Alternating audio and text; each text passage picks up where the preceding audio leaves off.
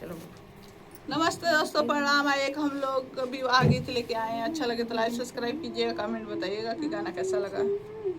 धोबिनी के दांते सोबे सोने के बतिसिया हो, जेही देखे राजा वालो भाई। सो धोबिनी के दांते सोबे सोने के बतिसिया हो, जेही देखे राजा वालो भाई। जवाना ही घाटे धोबिन धोवेली का पड़ावा हो, ओही घाटे राजावा नहाय। जवाने ही घाटे धोबिन धोवेली का पड़ावा हो, ओही घाटे राजावा नहाय। हटी जाऊ राजावा हो हमरे चेरी घटावा से, परी जई है रेहिया के छीट।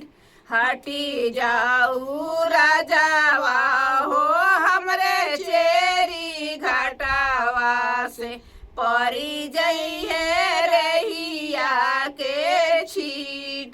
तोहरिया लेके धोबिन रेहिया के छिटावा हो, मोरे लेके आतारा गुलाब।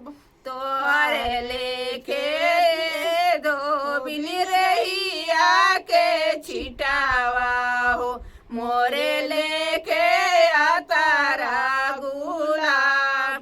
जाऊ तू ही राजावा हो मोरे देख लो भैला हो, चला चाली देसावा के ओर। जाऊ तू ही राजावा हो मोहे देख लो भैला हो, चला चाली देसावा के ओर। एक हाथे राजा कुंवरू रहिया बटोरेन, एक हाथे पोछे नैनालोर। एक हाथे राजा कुंवरू रहिया बटोरेन, एक हाथे पोछे नैनालोर। किया सूदी अले राजा माई से बहिनिया हो, किया सूदी आवे परिवार। किया सूदी अले राजा माई से बहिनिया हो, किया सूदी अले परिवार। नाही सूदी अले धोबिन माई से बहिनिया, नाही सूदी अले धोबिन माई से बहिनिया।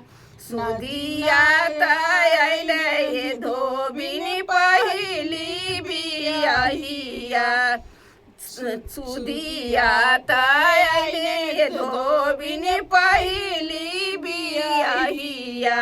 रतिया सुतेलिया केल, रतिया सुतेलिया केल।